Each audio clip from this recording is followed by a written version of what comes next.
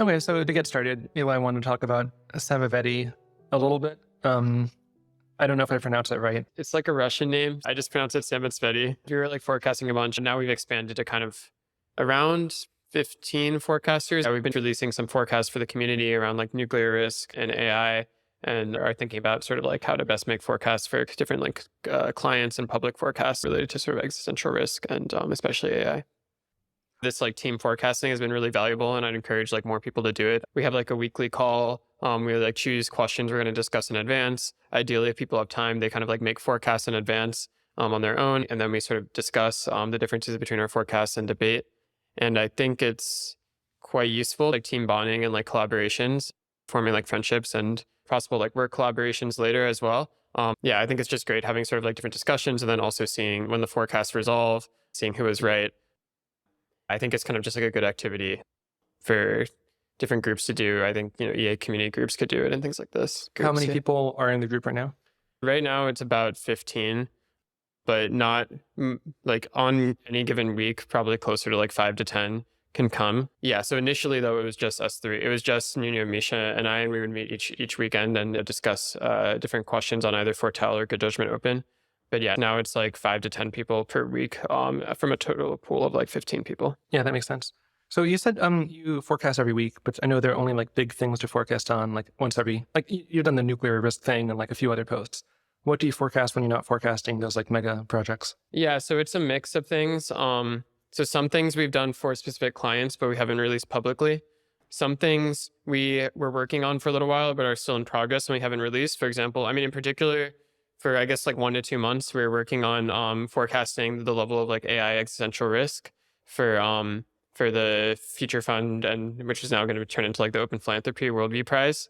And yeah, so we were just like meeting each week and kind of like discussing like different ways to decompose the risk. And we didn't end up finishing this yet. Hopefully we will, but we were spending a decent amount of time on this. And then sometimes we just like, kind of more just like old times, just choose like a few questions that people are interested in. Someone will just choose a few questions we're interested in, and we won't necessarily publish a write-up on it, but just for fun, discuss some of the questions. Yeah. So like, is the idea for more people to do this, just to like have more people do very similar things, just like other teams are like 3 to 5, they're pretty independent. Would you give them like coaching or anything like that? If I wanted to start my own like little group like this, what would I do? Feel free to reach out to any of us if you want any sort of like advice on how we did it. But yeah, I guess like I said, it was pretty straightforward, kind of just like choose questions each week, discuss them. And yeah, in terms of like the value I see people getting from it, part of it is just like kind of some extrapolation of like, I think it was valuable for like all 3 of us. And also a lot of the people that we onboarded, I think a lot of them sort of were also getting more into effective altruism and AI X risk as well from sort of forecasting with us. But yeah, I think it was just like valuable, just extrapolating for me. I think it was valuable in terms of, as I said, like finding good collaborators, having a good like sort of intellectually stimulating activity, kind of doing outside of work that I was interested in, and having good discussions, and also just like learning about different topics through sort of researching them for forecasts. One general thought I have, I guess, between the relationship of AI and like forecasting or AI forecasting is, I guess one general like rant I have is that when people say forecasting, they can mean like a lot of things. I think now, especially with the popularity of super forecasting, at least in like the EA community, when people hear about forecasting, they think of something like Metaculus or like this kind of super forecasters or Good Judgment Open, where you take like a fairly like well-defined question, and then you ask people to do some amount of kind of research into it, but that amount of research for like each individual person usually isn't that high, maybe up to a few hours per question. And then you aggregate sort of everyone's opinions at the end. Another type of forecasting is one like, for example, like AI impacts or more like research organizations do, where it's more like full-time, and maybe you have one researcher investigating in depth, like a question for like several months and producing a report. And so I was doing in terms of like AI forecasting, I guess one thing I'd say is that I think it can sometimes be challenging to find things where you can provide value with the fairly like quick, shallow versions. In particular, I think a lot of the value often doesn't come from the number you get out, the literal number you get out at the end. I think it comes from like the research. It's given sort of how early stage and how little we understand about, for example, AI existential risk. I think a lot of the value comes from the investigation and coming up with a sort of different considerations and frameworks for thinking about it. And a lot of this comes from the more sort of deep thinking and research rather than necessarily like a few hours from a bunch of like talented people and then aggregating. So that's, I guess, one thing I note is on terms of the intersection of AI and forecasting is like one view I've come to have is that Yeah, so I think you can sometimes do valuable things, but it's kind of pretty tricky to find questions where you can provide a lot of value, especially from people who don't have a lot of AI expertise, doing the sort of few hour version. So I know recently you've been getting more into AI safety. How is upskilling? Like, how have you upskilled, and what has that been like? Yeah, so I guess I was doing kind of AI safety related stuff, or like thinking about it some, especially like maybe some on the side as well when I was doing engineering at Ott, which was my first job. Yeah. And then I was thinking about it a little on the side as well when I was still like founding Sage, which was the previous kind of like forecasting epistemics startup. I was working on full time, and then yeah, when I quit that, I decided I want to actually wrote up this like Google Doc called like experiment like becoming an AI thinker, because I didn't really know what to like call it, but like yeah, someone who like thinks about AI and hopefully like produces useful thoughts. Basically, I wanted to try out sort of like and test my fit for it. I thought it was like I was now becoming more convinced that like AI was kind of by far the most important cause area. And the way I approached it, so I think actually, so I was going to sort of test my fit just by reading stuff and then like writing up my thoughts on them basically. Yeah. And then initially I was going to do the Miri conversations, which is a bunch of like debates between uh, mostly like Eliezer or other Miri folks and other people in the field who they disagree with. And then Misha, who's like, Samotsvety friend, suggested instead going through Joe Carl Smith's report, which is, one of the kind of things I mentioned around kind of like an in-depth forecast on the level of existential risk from AI. And so what Joe does in his report is he breaks down like a possible existential catastrophe from AI into several steps that need to happen for it to occur. So it's like, yeah, first of all, there needs to be like powerful enough AI by a certain time for, by 2070 for his forecast is by 2070. Then there needs to be like incentives to actually build it. Basically, there are these steps in terms of it needs to, I'm trying to remember, yeah, it needs to like sort of not be aligned. It needs to be difficult enough to align. It needs to cause at least some like high impact failure. And then it actually needs to lead to sort of like a full like disempowerment of humanity. And so he breaks it down into steps, and then he does an analysis of sort of each step and the different arguments for why this might or might not happen. And then he assigns probabilities at the end and multiplies them together to get the chance of an existential catastrophe. I think I ended up doing to upskill was Misha and I would both read sections of this report, and then we would basically write up our own thoughts on them and then discuss them, just like meet to discuss. And the report is 60 or 70 pages long. Yeah. But still, like, I think we were going pretty in depth. Like, we were discussing for like an hour and a half, like 3 or 4 times per week or something like that. And I think that went for like maybe 6 weeks on the initial report, something like that. And then we discussed the reviews after that. I think the whole thing maybe took like, yeah, I'm not sure of the exact amount of time, but basically it took like at least 2 months, I think, to get through the report. And then there are also reviews of the report with people with different views. And I think this was basically just very helpful for sort of like having a discussion with someone else who's reasonable, who is also like knows a decent amount of AI already and is also trying to learn more, trying to sort of understand, flesh out our views and our disagreements. And also especially reading the report juxtaposed with like the different reviews from different people. And trying to think, okay, like when there's a disagreement, who do we agree with? Who do we think is like more likely to be right and why? I think this was very helpful for helping, like kind of forcing yourself to form views. Similarly in the report, whenever like trying to identify, okay, like in this section, he's making this claim and he's using this evidence for it. Does this evidence like justify this claim? And really trying to like think through this and discuss it, I think was very helpful. And then I did end up, as I said, my initial goal was also to kind of write up my takes on it. And I ended up like writing a review of this report as well. And I was also writing up, using the context from this report to write in some other blog posts as well. Why do you think that this report is like better than other reports as like a learning guide?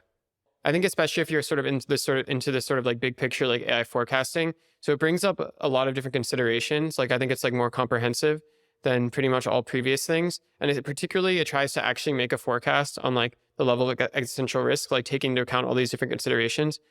And I think previously there weren't many kind of like things trying to do this. I think people would kind of just like make up numbers intuitively, which is also useful. But I think it's like, it's nice to have like more of a framework for building off of, even if you disagree with a lot of it, which, a lot of people have various disagreements, including, I have some disagreements with maybe the overall framing of the report, but I think it's still quite useful to go through. There's kind of some built-in structure for not only learning about one person's view, but learning about where like other reasonable people, like what their view is and where they disagree. I think is quite useful for kind of getting up to speed on the like landscape of arguments within the field. Are there many good reviews by this point? Yeah. So when Joe released the report, he released it along with 9 reviews. And I think there's like varying level of quality, but there's like 3 to 5 of the reviews I found pretty helpful. I think the 3 reviews in particular that I found the most helpful were there are ones from Ben Garfinkel, Nate Soares, and Daniel Kokotilo. So I think for context, Joe forecasted 5% chance of existential risk from AI by 2070, at least through this specific pathway, actually. So through power seeking AI, and like basically like intent misalignment. So yeah, that kind of like unintentional, not like from AI misuse, like from a bad actor using AI on purpose. And yeah, so he initially forecasted 5%, although he's now revised it. He says he's revised it up to greater than 10%. He hasn't released any sort of more specific numbers beyond that. I think in my review, I was at 30% specifically for intent misalignment, existential risk by 2070. And like I said, something like 35 to 40% for like any AI mediated existential catastrophe. I think I might revise that up slightly now, though I haven't I don't think too much about the specific numbers, but maybe like 35% or 40% now, just for the intent misalignment branch. And then yeah, and this was basically, so it was higher than most reviewers as well, though it's lower than both Daniel Kokotilo and Nate Soares, who I think Nate Soares was said greater than 70 something percent, and Daniel Kokotilo was around 70 to 80%. Yeah. I mean, there's definitely one question here, which is that in many ways, 10% versus 90% doesn't change a lot of decisions. Yeah. Right? Like either way, it's like a major issue. The number that you end up with is often not a lot of value. And this is also why I think sometimes sort of like aggregating a lot of shallow views is not as important in some of these cases. Again, a lot of the value from Joe's report is coming out of like people being able to build on it. And then I think a downstream leads to like sort of more conceptual clarity on the problem. It leads to, being able to better prioritize interventions and have better sort of like an epistemic state of the field in terms of like better arguments. There's of course also a downstream effect of as the arguments in the field get better and people sort of have a better understanding of the risk and what we can do to mitigate it. I think this also helps with field building. So yeah, like for example, I think, Joe's report probably helped a bit in terms of pushing me to work on AI stuff more quickly, because I think, when you have a sense that the arguments aren't very like fleshed out, it's people, they're going based on like vague feelings, which, I think is still a lot the case, but it's a bit less than it used to be. And hopefully it'll get better over time. But, I think the more fleshed out the arguments are, the easier it is to sort of like get on board and be like, okay, yeah, I think I want to sort of dedicate time to this. I'm like convinced this is like a really big deal. Yeah, that makes sense.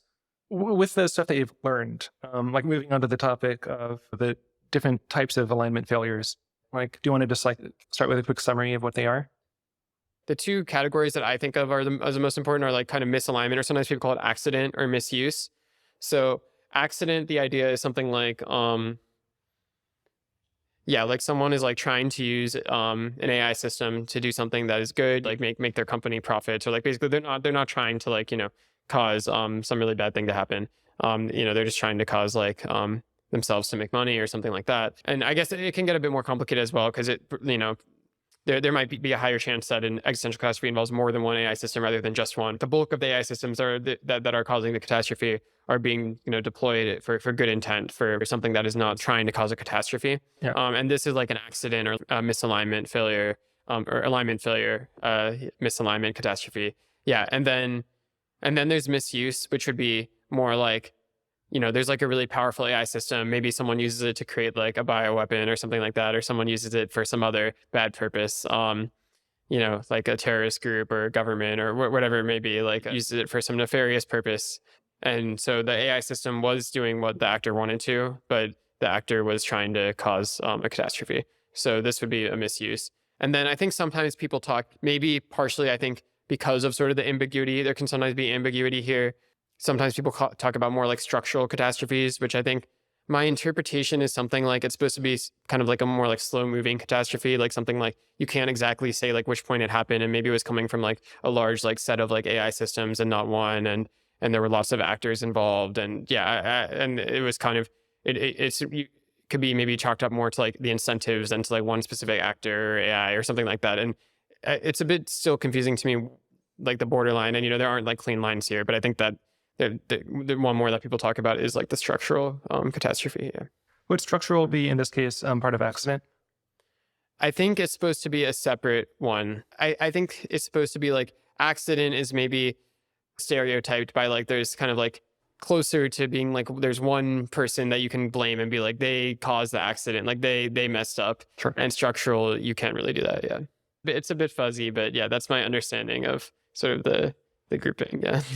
I know, I guess like Paul Cristiano had like how AI kills What us, failure looks what like. failure Yeah. looks like, and that's like structural, I assume. Or Yeah, it's unclear to me. But yeah, it's probably either structural or alignment or misalignment. Yeah. yeah, there's an area I'd like to see more like clear delineations, and it seems like there are different definitions around Yeah. it's like pretty basic stuff. Yeah. So one thing I'm excited about is more people doing these like takeover stories, or I mean, more people doing some more like concrete like scenario planning or imagining like what the world will look like in general in terms of with AI. But yeah, particularly takeover stories are like threat modeling. So yeah, Paul, as you mentioned, Paul Cristiano has a story of what failure looks like. There are sort of some other stories, or like there's a classic like Miri story of like the AI gets really powerful really quickly, then like creates invents like nanotech and kills everyone. And then there are more like, yeah, somewhat similar to that is like Gwern. So Gwern has a story like it looks like you're trying to take over the world about this bot called Clippy. But yeah, overall they're like, I think there aren't that many. Yeah, like I'm excited to see more people doing like takeover stories, threat modeling, just trying to understand better like what types of risks could happen. It particularly like, yeah, both on like the technical side of like what types of like AI systems pose a threat, and on the side of like, okay, like what actors might pose like the biggest threat, which are like most important to sort of like coordinate or govern or whatever. Yeah. Yeah, I think probably the most important thing here is just like trying to sort of like figure out what types of stuff could actually happen. And then at some point you get to the point where you can assign probabilities to them usefully. And I'm not sure like we're at that point yet. I also would say that, yeah, like for example, it's hard for like people who are generalists, even if they're like have read a bunch about AI, if they're still not like super in deep in like the AI X risk literature, I think it's hard for people to sort of make good forecasts about this right now. And maybe it would be easier if there were more like conceptually clear distinctions and more different stories for each type of catastrophe and things like this. Yeah. My impression is that, yeah, in AI right now, there are a lot of people doing alignment work and some people doing policy work, but not too many people trying to do this like macro carving out work. Yeah, I think probably the existing team that does the closest to this type of work is OpenFills, has a worldly investigations team. And this is the team that Joe Carlsmith is on, who wrote this report. It's the team that Ajaya Kochka wrote this like timelines report by bioanchors. And there's a few more people on the team. And I think there aren't many other teams doing this. I think Rethink Priorities, Michael Aird's team does a little of this, but mostly not stuff like this. And then so, maybe like a few people at GovAI sometimes do something like some investigations like this. But yeah, I agree in terms of just like, yeah, I guess also, maybe some people at AI labs, but they often can't release a lot of their work. But the people doing strategy and governance at AI labs, I think there are kind of two issues here why people don't do it. I think one, probably the biggest one, is that there's just like not really an established path to doing it. So like if you go on like the 80,000 hours website, it's like, okay, you can be like an AI technical researcher, you can be like an AI policy researcher, right? And then it's like, yeah, there isn't really a path for like, oh, you're going to be the type of person who just kind of like tries to deconfuse and figure out what the hell is going on, tries to like tell stories about what might or might not happen, or, figure out a big picture AI strategy. Holden had this post called Important Actionable Research Questions for the Most Important Century that I think was trying to get more people to work on this. But I think it mostly failed. Like mostly people just don't work on something unless there's like a like real like kind of career path for doing it. Like there's like a fellowship where you can do it, and there's like a job, like, that sort of has a more like clear path to it, where like, a particular OpenFills team is kind of small and doesn't want to expand too quickly. So I think there's not much of an established path. It also is the type of thing that involves like, yeah, it's like fairly ambitious. Like probably most of the time you spend on it, you're going to feel like you're not making much progress. And it maybe involves like a particular skill set of like, yeah, kind of like good judgment, good writing abilities, and just like strategic thinking. And also I think it is also the type of thing that having both like sort of like a whole like view of the field is helpful for, like technical and like governance. So maybe some people feel a bit like, yeah, like as I said, it's not an established path, and it's also something that they might feel a bit like intimidated by at times. And I think a judge can be intimidating, sort of to be like, okay, yeah, I'm going to try to figure out like, this whole thing of like what's going on with this big picture AI strategy. Yeah. So we just took a break, and now that that's over, we're going to go more into community building. So we just talked about how it's important to get more like hypothetically, we could use more people doing strategic work and trying to outline this stuff and forecast it at a high level instead of like the more narrow AI. Then the next question is like, how do we A, get those people, and B, like what's valuable in community building more generally? I think now is and the kind of like upcoming year will be like a very important like time, and like maybe like, you know, I don't know if crux is the right word, but like basically like a very important time for AI alignment community building, for a few reasons. But like probably the most important reason is that I think there are a lot more people realizing that AI is a big deal, and realizing on a gut level that it's going to change the world with things like ChatGPT, and language models being more powerful, and they'll probably become more and more integrated into people's lives. And I think there are a lot of people as well who like this is kind of like scary for, and are kind of like open, and even a lot of people who are aware of the kind of alignment community and don't think they're crazy and think it could be a really big deal. And I think there's a challenge of sort of converting like all these kind of like latent people, lots of whom are like some of whom are very talented, and helping them like empower them and upskill them and give them mentorship to do useful work. Um, so I don't have all the answers, but I just say like one thought I have here is like, yeah, I think now is like a very like good and like important time for community building. I think some people are a bit sometimes have a pessimist, and I think I've actually maybe changed my mind on this some, where I think some people have a pretty pessimistic attitude to community building, where they think something like, well, like probably the people that are already doing the work are like better than the people we would get because they're more like agentic, they were aware of the risks sooner. They're kind of selected for certain qualities that might make them more like proactive or more agentic at figuring out how to reduce AI risk. And I think this is true. Like this is an effect, but I think it's like less big of a deal than I used to. I just think there's a lot of people like basically like, yeah, I think this is also tied into like maybe some changes in worldview, where I think like basically people almost always do things for like social reasons or like status reasons or think something like this, even people who think they're like doing things for other reasons. Right. And then, and this is like still true among like communities where this is like relatively less the case, like effective altruism and rationalism. And yeah, anyways, and so I think like I'm a bit less concerned about like getting sort of like people, having not been working on this previously for social reasons, because I think the people who are working on it now, a lot of them are for it's just because it's a social thing to do in their group. And so anyways, I guess what I'm trying to say overall though is that I think there's like a lot of talented people, and I think the challenge is kind of like making sure that they there is some like structure for them to like be get mentorship, and also that they have like a positive impression of the community in terms of the people they talk to, in terms of like, they don't think they're technically clueless, they don't think they're too like socially weird, they have sort of like good interactions. I think there are very few people who are both sort of like good and like compelling at talking about AI safety to a wide range of people, like especially like technical people, and are kind of like will come across as like socially reasonable and like sort of know how to sort of like have good conversations with people who are outside their in-group. And one other thought on following up on difficulty scaling organizations is one thing I've become more optimistic about, partially just because of personal experience, is the strategy that startups often use to overcome this, which is basically to hire your friends, people you've worked with, people are good, and people who trust you. And that way you can like more easily convince them to join your startup. Yeah. So basically, I guess there are like a few reasons, right, that it's good to like hire your like previous like collaborators or friends. And that's, you can have stronger evidence that they'll be able to contribute, but also there's like higher trust between you. So like if you ask them to do something that's like a bigger deal, they're more likely to do it and more likely to take it seriously and not like laugh it off. And so similarly with like AI risk community building, I think, we can leverage sort of like the talented people who are already interested. They often have very talented friends because, people of like similar ability level tend to flock together.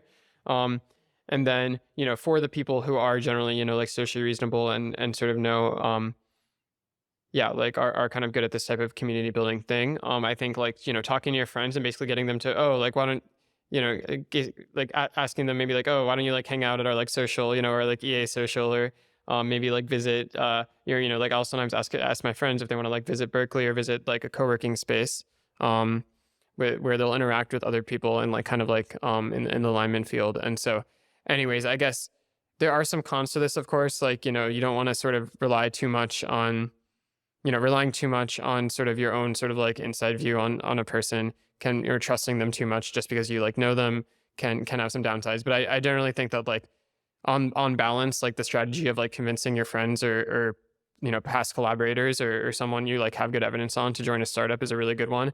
And similarly for kind of like AI risk community building, I think this can be a good strategy. If you had like $100 million to do community building, are there any areas that you'd want to spend it? Yeah, so I think it's tricky to turn money. I think you both need the money and you need like good people to kind of execute. I think one thing, so there's this program called Serimats, which basically matches up, like they kind of have applications for, they have a fellowship where they have applications. Right now it's only technical people, and they have applications for technical people, and then they have mentors who are doing alignment research in the field to kind of mentor the people and give them some structure. And they also have sort of like an upskilling program as well. And I think Serimats is like, yeah, it's like great that it exists, but I think there could be more kind of things of this flavor, and there could be more like variations on it. So for example, there could be one that is even more sort of like Serimats is kind of tends to cast maybe like a bit of a relatively wider net. And you could imagine just like going directly for like only have like a few people, but be like really intense about training them up and be like very selective. That's like one variation you could imagine. You could also imagine variations of Serimats that maybe focus more on this sort of like macro strategy that we've been thinking, or maybe are some combination of the macro strategy and the technical stuff, where Serimats is mainly focusing, purely on sort of technical research. And so I think various variations of this could be cool. I think also I'm excited about sort of competition. So there's been a lot of talk about monetary prizes, kind of like competitions with like very large prizes. I think the thing I care about most with competitions is I think there could be competitions that are a bit more like better at nerd sniping people, basically. Like, I think you want to focus more on the nerd sniping aspect. I'm more excited personally about focusing more on the nerd sniping aspect than sort of the like relevance to alignment, where relevance to alignment is nice, but really I think you also want to make it so that people will kind of enjoy doing it. So, something that you can have like a leaderboard for, or something where you're like Jane Street is really good at recruiting like people who are like very smart and nerdy with kind of like fun conceptual like logic puzzles. And you could imagine competitions with puzzles like these, and then you invite some of the like top performing people to some alignment workshop or something like that. So I guess those are two of the things I'm most excited about here, is like things kind of like Serimats, but maybe different variations with like different, run by different groups of people, maybe with a bit different focuses. So like competitors to programs like this, 'cause I think they're very important. And then, yeah, because as I said, the theory of change here is kind of like identify the talented people and help empower them, give them mentorship. And then a second thing I'm excited about is yeah, basically these like prizes, but kind of like, yeah, with some focus on basically like creating puzzles or like competitions that are like fun and interesting for people. And then the people who like do the best kind of like focus on rather than necessarily just rewarding them with money. I think having some monetary prizes is okay, but like the main kind of focus should be, and then you kind of bring them to like a workshop where they interact with like cool like people and mentors and people in the alignment space, and maybe and then maybe it could even be combined with like, and then they're encouraged to like apply to some of these like fellowships. So I think my intuition right now is that we're doing a lot of community building, but we're kind of bringing in these junior people into a space that's kind of a mess. After the FTX crisis, want to be a bit nervous about risk. I think Serimats may have like 50 to 100 people go through them a year or something. So like in your ideal, like what would you be wanting to aim for? I think these are good concerns, or like, yeah, I mean, like I think bringing in too many junior people aren't going to contribute much to sort of like deconfusing the field is a concern. And especially when there aren't necessarily great mechanisms for like, yeah, basically it's like hard to kind of like fire people from the like alignment community, right? Like just like it's hard to fire people from a company without like damaging morale. And so if you're like kind of bringing someone in by giving them some signal, by sort of like accepting some kind of job, it's kind of hard for them to then say, oh, maybe you should go like upskill somewhere else for a little while instead. Anyway, so in terms of thoughts though, on the object level question, junior people aren't going to be as helpful, but I think there are some people who can contribute very quickly if they're given the right sort of like mentorship and they're given the right nudges to be like ambitious and think that they could contribute quickly. And I think we should expect lots of these types of people to be getting interested in alignment. I think there already are some signs that some people are getting interested. And as I said, just from like sort of first principles, lots of people are getting excited by ChatGPT, or like feeling more like this kind of thing could be real and happening soon. And so I think if like conditional on us be able to do a good job sort of selecting people to help come in, I think I am generally excited about basically bringing people in and maybe even them being able to contribute like sooner than you would think at helping like deconfuse the field and not just sort of like contribute to existing paradigms. So then going to the question of like, what would, in my ideal world, like what would it look like? Yeah, so I think in things like there are various other things that are going on as well. There are these boot camps and et cetera. And I think currently, yeah, if we like add all of them up, including like let's say there are like 200 people, if we add up like all the other boot camps, I think in my ideal world, there'd maybe be like 500 people. I wouldn't like 10x it or something like that, but I would increase it a bit. And then, but I think one thing you also have to be careful about here is, as I said, kind of like how to having some sort of like mechanisms for making sure, because probably you don't want to like, not a lot of these people, you don't want to sort of like continue and then go on to the like, go into the alignment scene. You want to sort of be able to get some evidence on like, and help them and yourself get evidence on like, okay, like, are these one of the people who will be able to contribute really quickly and will be able to sort of like contribute to sort of like thinking about new paradigms and not just contributing to existing ones, and helping like deconfuse the field.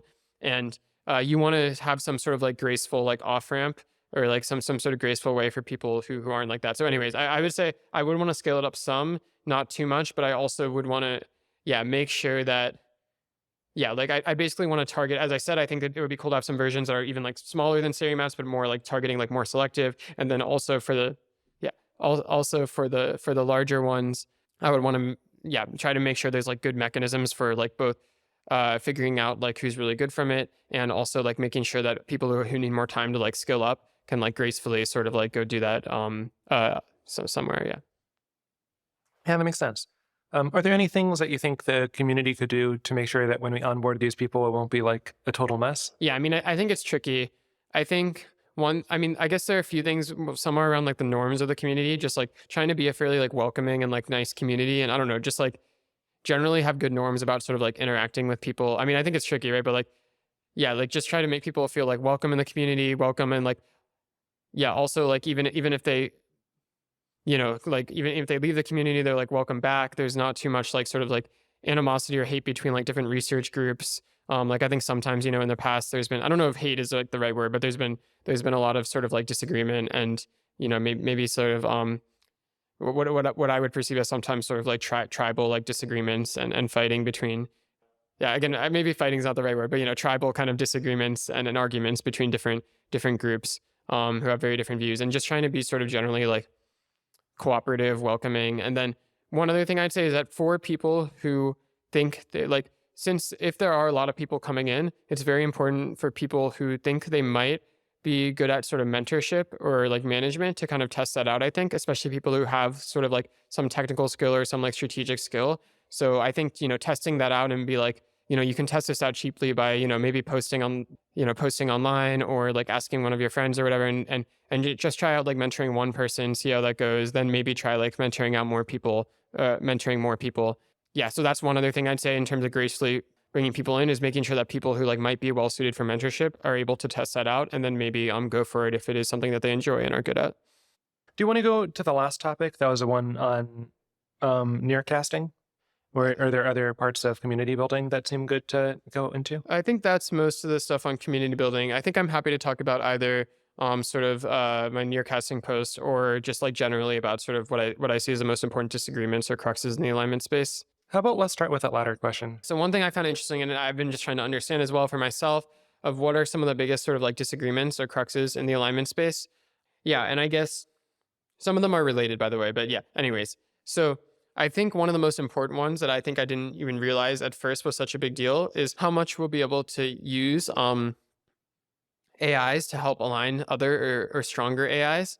So I think actually like a large portion of the field is basically banking on some variant of the strategy.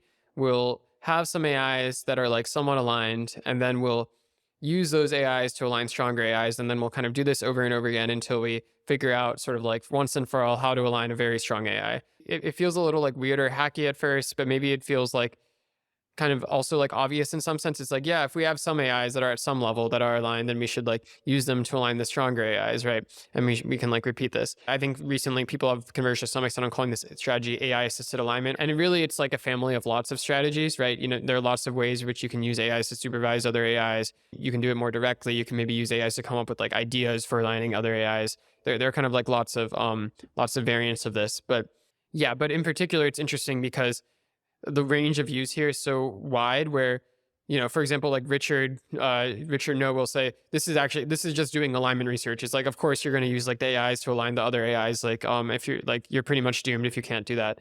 And then another cluster, you know, maybe like most typified by Miri will be like, oh, actually, this is like the most dangerous thing you could do with an AI is try to align another AI. And like, it's just like never going to work. Basically, it's, you need to sort of just like understand the principles of the AI first, and the AI isn't going to help you do that. If you had an AI powerful enough to like do alignment research, you should have used like a less powerful AI to sort of like do something else to buy you more time rather than try to aid in alignment research. I think this is like quite interesting to me, is how and it seems quite important for which strategies you pursue, is how promising you think this overall like AI assisted alignment strategy is, and just like how varying the views are here.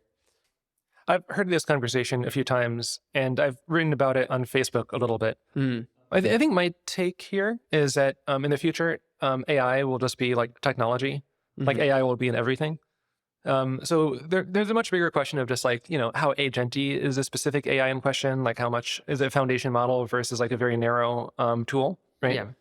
I'd be surprised if like what Aught is doing would be like considered that controversial. Just using language models Yeah. probably isn't like that dangerous. But of course, like using very powerful AI systems that are like Yeah. foundation models in the future could be a lot scarier. So there's definitely a spectrum. Yeah, there's a spectrum here, but I think the crux is whether you can get something that is useful enough that isn't, yeah, that isn't dangerous. Eliezer would say something like, "Oh yeah, well you can use elicit odds tool, or you can use ChatGPT, but it's not going to help you with the hard parts of alignment, like the solving like the core of alignment.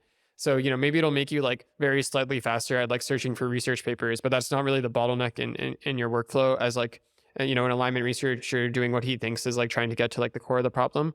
He would say something like, there are some things you can maybe like speed up some parts of your workflow a bit, but like it's not really going to help much. It's not really getting to the core of the issue, which is that we need to sort of be able to, yeah, basically like find the core like conceptual like understandings of agency or machine learning models or something like this, such that we have a much better understanding of how to align these systems. Yeah. That does seem to be describing a specific version of AI that would be one that understands things well enough to basically solve AI for us, meaning like figuring out like how at a high level solve, as opposed to, for example, something that is just like, just say we have an AI agent inspecting a big neural net and helping us decipher it.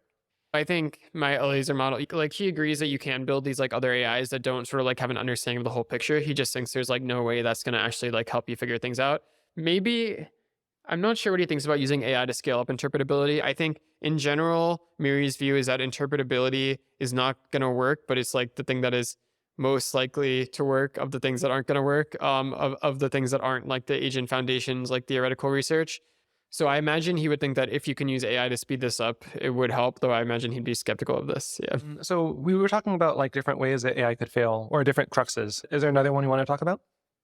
We have a nice transition to the next one, which I think is basically the promise of interpretability. Yeah, so we were just talking about interpretability, which is, like trying to figure out what's going on inside these AI systems. And yeah, interestingly, as I said, this is something that is considered promising, like, the least not unpromising by sort of these like very pessimistic like people like Miri, where they're like, okay, well, if you're going to do something more like empirical, you really need to get like a really good understanding of what's going inside the internals. You can't just sort of hack at it otherwise. But there are different, I think, views here in terms of like, among the non-Miri people as well, among like how promising interpretability is, where there are a lot of people working on it, but a lot of the current work is on models that are much smaller than state-of-the-art models and on trying to interpret relatively simple behavior. And so there's a question of what the chances that eventually we will be able to sort of scale this up to more powerful models and scale this up to more complicated behaviors.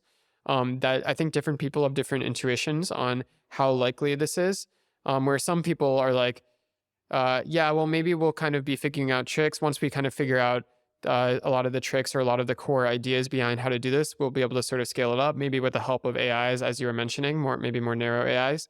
While other people have more of the intuition that's like, well, we can't even, interpret like very like relatively simple concepts and relatively small models right now. How are we going to be able to ever like keep up with the like models that are scaling to more and more complicated behaviors? And so I think it's interesting that there's a lot of people working on interpretability. I think a lot of people also find it like an interesting problem to work on. It's kind of like a puzzle, but it's unclear how promising it is. Another disagreement that people sometimes have here is around how natural the sort of concepts that the neural network will be sort of using are to humans. So some people think that they will be sort of human understandable if we can, decode them in the right way, while other people think they'll be almost like so alien. This is one of Eliezer's like list of lethalities, is that the AGI slots are like very alien to you. You won't be able to understand them. Yeah. Do you have a stance on this dilemma? Yeah, so I think I'm more to the side of pessimism on interpretability, but I'm not maximally pessimistic. In particular, I guess first I'd say all my takes here are like tentative. I'm not like I haven't done deep dives into like the latest interpretability research, nor have I done interpretability research myself, which I think would be nice before like having a stronger stance here. But yeah, intuitively, I'm like somewhat pessimistic, though not maximally. I think to the extent it will work, I'd like there to be ideally some story for how it will be scaled up by AIs. I don't really see it working if it's not scaled up by AIs. Yeah. Are there agendas that you think are a better bet? Yeah, so I think I'm most excited about things that look more like pure like AI assisted alignment or something like that, where it's like, yeah, again, AI assisted alignment. AI assisted alignment. Yeah. So I think this like really encompasses a lot of stuff, but I think basically the current strategy that I see that is most promising to me is some combination of demonstrating alignment failures in like existing systems, so we have something to sort of like iterate on and be like, but like ideally demonstrating sort of like as advanced alignment failures as early as possible, if that makes sense. So like not just sort of looking at like current models by default and being like, oh, when do they like say things that we don't want, and then training them out, but trying to demonstrate like, oh, like there are these papers on goal misgeneralization, trying to demonstrate sort of like when an AI when an AI's like capabilities generalize into a new environment, but its goal doesn't, which is sort of analogous, specifically analogous to things that we expect to be very concerning with more powerful systems. So I'm excited about trying to demonstrate these as quickly as possible, and then also like in parallel trying to like basically solve them. But I think in particular try to experiment with lots of different ways that like AIs can be helpful for solving them. So there's like some of the classic ways are like debate. So you have sort of like AIs helping like supervise the other AIs, and maybe like even like groups of AIs sort of debating each other, and about and trying to basically like ensure that AIs are being honest and not deceptive through these sort of debate structures.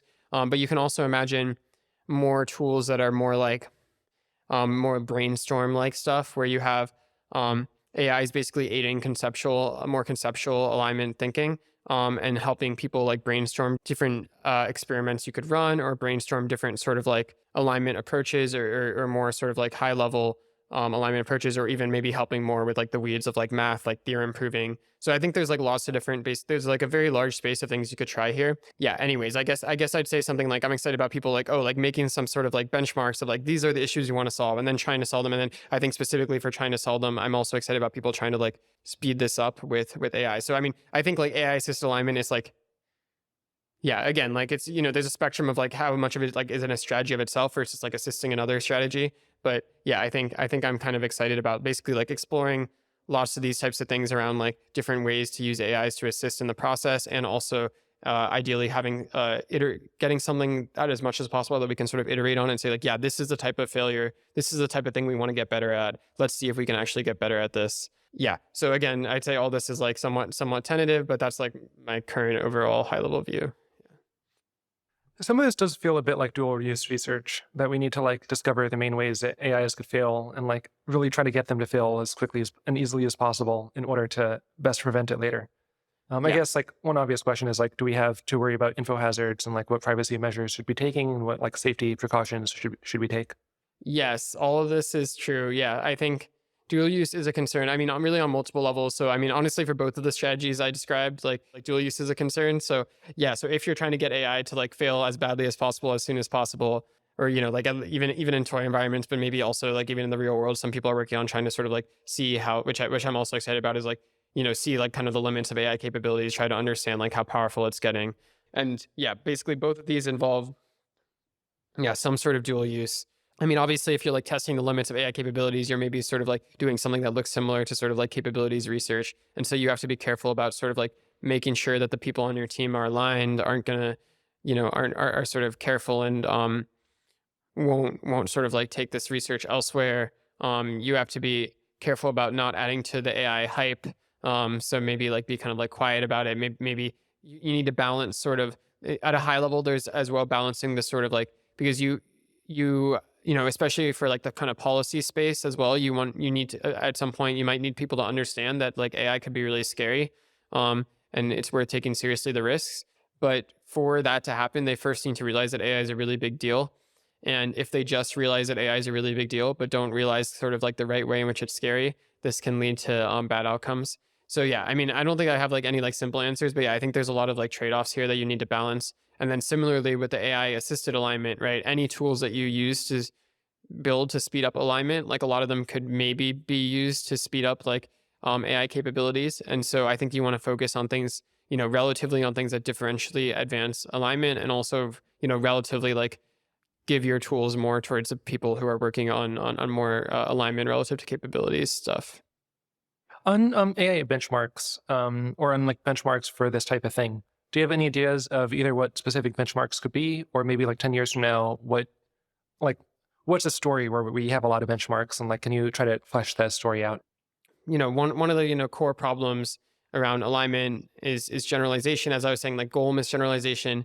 The basic idea here is something like, okay, you have an AI system that's trying to complete a maze, let's say, and at first in the training environment, right, when you're training the AI and updating its weights, it only goes to like the blue circle as the goal of the maze, and you reward it whenever it gets to the blue circle. And then in the test environment, you test and you see whether like, what if you put a red circle, or what if you put a blue square or something like that? Which one will it go to? So did it learn to go to the red, or did it learn to go to the shape, right? And so you're trying to see like what goal it learned. And yeah, and so this, I think this is actually basically something proposed by like, this was one of the Seri maths projects. I think it was under like Evan Hubinger, and he was calling it an AI auditing game. And the idea is you want to be able to predict which of the things the AI learned. Yeah, and so you could imagine like some sort of like benchmark that has a bunch of these different like a bunch of these different examples where the AI could have learned different goals, and the goal is to like get better at predicting which of the goals it learned, get better at sort of like understanding and identifying which goal it actually learned without actually running it on the test set, right? While just looking at sort of like the AI system and trying to understand like, yeah, or I guess there could be multiple versions, right? There could be like, you look at the AI system, you try to understand which goal it learned. There could be like, you try to make it learn a specific goal while only using blue squares, or, you know, there could be lots of versions, or maybe there could be versions where like you just try to make it learn a robust goal and you don't know like which ones it's going to give you, and they kind of mix it up. Anyways, there's kind of like lots of different, I guess, things you can imagine in the space of like goal misgeneralization benchmarks. Another similar thing that people have been that was actually recently released by Redwood Research, they have this interpretability framework called causal scrubbing, which I honestly haven't read the sequence in depth, but my high level understanding is that it should allow you to get some sort of like, it proposes some definition of basically how well you can interpret the model based on like how well you can predict what will happen if you ablate the model in some way.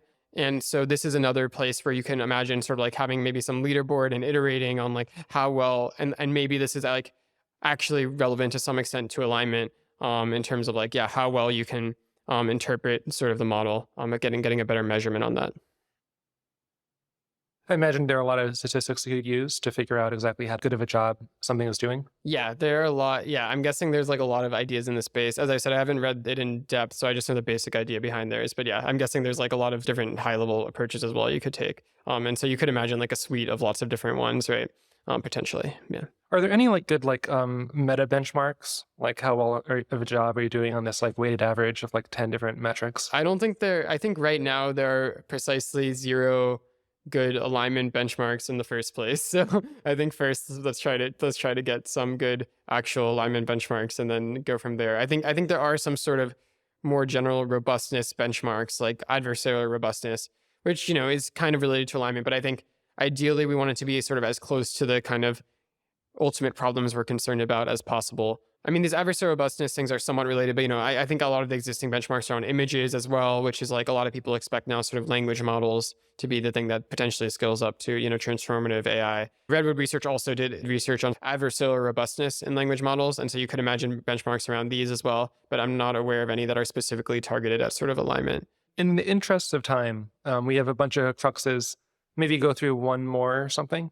So I think one more that I find interesting, and I think it's related to the AI assisted alignment one, but it's not exactly the same, is people have different intuitions on how well you'll be able to do via sort of empirical iteration versus like conceptual insights. Like, do you need like fundamental conceptual insights, or will you be able to sort of iterate and be like, okay, at this point, the AI was like doing something that I didn't want. Okay, let's figure out how to not make it do something that I don't want. And then you kind of just like do that over and over again. And then eventually maybe you align the AIs, right? While other people are like, well, if you do something like this, you'll just be sort of like naively hiding the sort of failures at each step. And then eventually the AI will get powerful enough that when it sort of like does a failure, it'll disempower humanity. And so, I mean, really, like, it's a bit of a straw man. I think in particular, there's different variations of how much people think you only need empirical iteration. Like, a lot of the people who are more involved in the alignment community maybe think like, yeah, you have to be really careful about sort of what patches you apply, but still, like, it's mostly just solved through iteration. While other people are like, no, we'll like pretty much never get it through iteration. We need to have like a very like foundational understanding of what the model is doing to ever sort of align it, because alignment is very hard. Yeah. How many people are in the second camp? I know Eliezer and some Miri is. Yeah, so there's Eliezer, Miri, there's, there's other sort of people. I mean, there's some like independent researchers like John Wentworth, who I think are like in this camp to a decent extent. I think some interpretability researchers, as I said, like actually, I think there's some overlap between like these intuitions and interpretability, where some interpretability researchers might think like, yeah, you really need to have a good fundamental understanding of what's going on. I think also, and this is very closely related to, as I mentioned, like alignment difficulty. So I think the more difficult you think alignment is, the more you think you might tend to need like very fundamental conceptual insights. And conjecture actually also tends to think alignment will be very hard, especially given that they have fairly short timelines. I think we won't have much time to do it. So I think, they do have a big interpretability team. And formerly they had someone, working on kind of similar to what I was mentioning earlier of AI assisted alignment, but particularly targeted as sort of like conceptual research, more of the sort of brainstorming, helping get fundamental insights kind. And so I think they would also, probably have classified themselves as they have pretty high chance of like existential catastrophe. They probably think that like at some point we'll be wanting to aim toward these conceptual insights rather than just like empirically iterating. I guess the overall answer though is something like, yeah, I mean, I think this is like, again, this view is like typified or like extremized or something into like the Miri cluster. But yeah, I think there is generally like a wide range of views, and there are, a substantial amount of other people who, are somewhat towards the Miri side on this. I guess Daniel Kokotalo is probably another person who's like, I think he's slightly more uncertain, but he like probably thinks that we need foundational insights. Yeah. Where do you fall? I think I'm maybe a bit in between, but Charlotte Siegman and I have a write up with our thoughts on how we might align transformative AI if it's developed soon, which was responding and discussing and giving our follow-up thoughts on a post by Holden Karnofsky on the same subject. Is this post public? Yeah. And so it's on Less Wrong. It's called like discussing how to align transformative AI if it's developed very soon. And anyway, so we talk about this some in there where I think both of our intuitions, Charlotte and I, are that there's a good chance that eventually you'll need a conceptual insight, but we might be able to sort of like aid getting to the conceptual insight through empirical iteration.